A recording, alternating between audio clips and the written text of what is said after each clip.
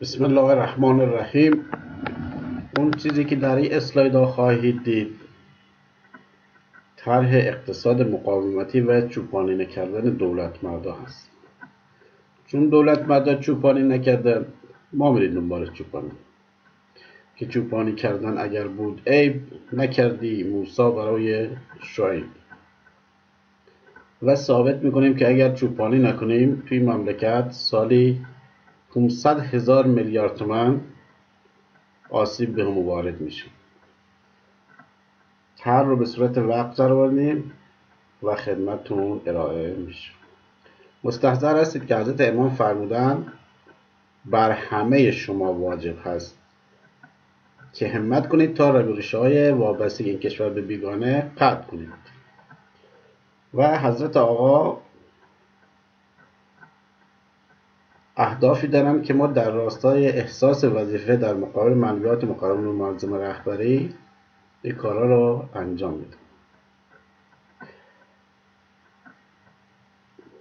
حضرت آیت الله جوادی آملی از قول امیرالمومنین یه مطلب رو ارائه دادن و این خدمتتون ارائه میشه که حضرت علی علیه السلام فرمودن اگر کسی آب به اندازه کافی داشته باشه و خاک به اندازه کافی داشته باشه و بخواد فقیر باشه، این از رحمت خدا دور هست.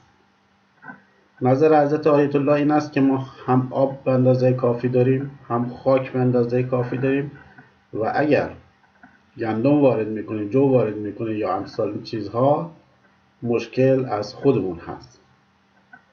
ایشون فرمودن جهنم فقط مال آدم شرابخوار نیست، مال آدم بی‌عرضه هم هست.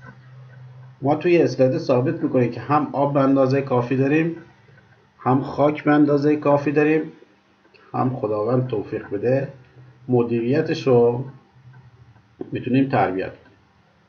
خب مستحضر هستید که کشور ما چندین سال هست که خشکسالی درش دوام داره و شاید به 14-15 سال برسه. همه بزرگان مملکت هم به این مسئله واقف هستند که خشکسالی در مملکت ما اتفاق افتاده. اما برای مبارزه با خشکسالی راه‌های مختلف وجود داره. ما با توجه به اینکه کشور آمریکا هم به همین مشکل روبرو شده و ایالت کالیفرنیا با مشکل خشکسالی روبرو شده، یک گزارشی از اونجا میگیریم، بعد ذره ذره در خدمتتون هستیم.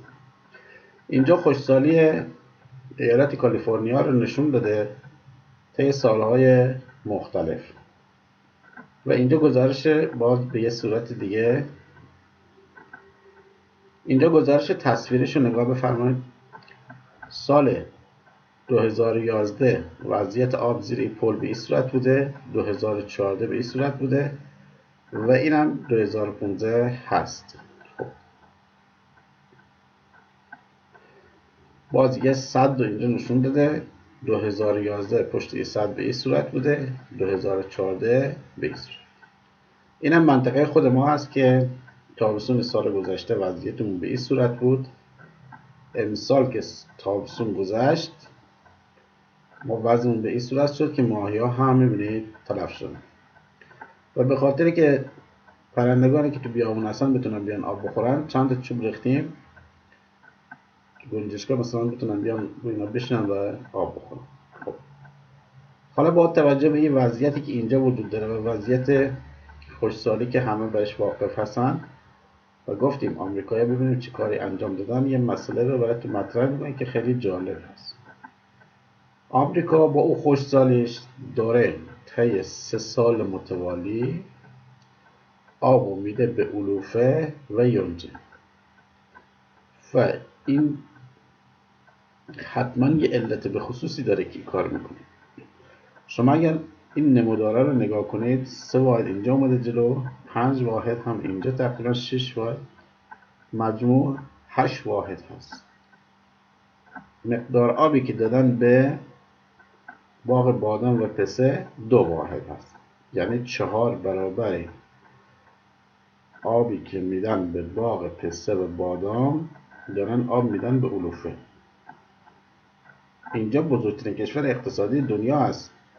اشتباه اگر بکنن خیلی کلان حساب میشه. حالا ببینیم وضعیت به چه صورت هست.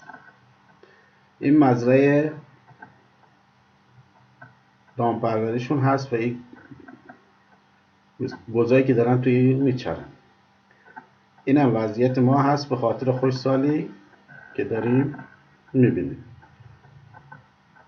جهادی که کشاورزی رفته وام داده، بانک‌ها وام دادن، زمین رو کرسی بندی کردن، درخت روش شوندن، خوشسالی اومده، حالا داره دام توش میچره و با مشکل روبرو شده. حالا چجوری بنده خدا قصه بوده خدا میدونه.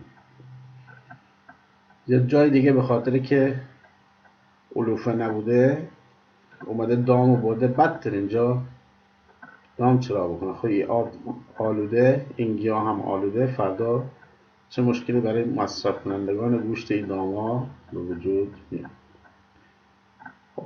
3 سال متوالی آب و بیشترش داده به یونجه و بیشتر آب رو دادن به علوفه. علت چی است؟ علت این است که اینا یه سودی از این کار میبرن. ما اینجا یه شهرستانی رو در ایالت کالیفرنیا بررسی کردیم، میبینیم که محصولاتی که از اونجا به دست اومده پسته بوده، بادام بوده و مواد لبنی، مرکبات و فرآورده‌های دامی.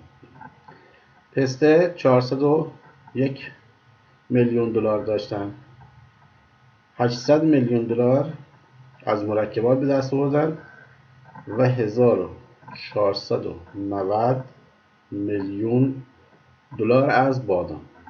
اما تو همین کشور با این وضعیت گفتم که 2 برابر 4 برابر اون آبی که دارن میدن به بادام و پسته دارن میدن برای دام.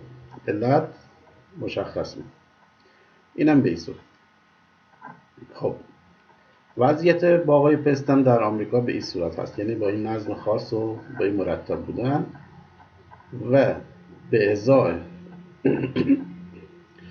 هر 2.5 متر مکعب آب 1 کیلو پسته استحصال میشه. در کشور ما در اون منطقه رفسنجان از برنامه به ازای هر 5.76 متر مکعب آب 1 کیلو پسته میشه استحصال میشه. اما در منطقه زرندیه ساوه یه بنده خدای رفته کار کرده و داره از هر 2.5 متر مکعب آب 2 متر مکعب آب 1 کیلو پسته استحصال میکنه. پس اگر که تو کشور خودمون هم بخوایم کار کنیم از تجربه کسایی که موفق بودن استفاده کنیم مشکلی وجود نداره. حالا با توجه به این مسائلی که توضیح داده شد و با توجه به این مشکلاتی که در کشور وجود اومده ما یه طرح رو انتخاب کردیم و گفتیم بابا جون شما نرفتید دنبال گوسفند، ما میخوایم بریم دنبال گوسفند ببینیم دنبال گوسفند رفتن چه حسن و چه عواقب خوبی داره. قسمت مقدمه رو تمام میکنیم و انشاءالله میپردازیم به قسمت اول. و السلام.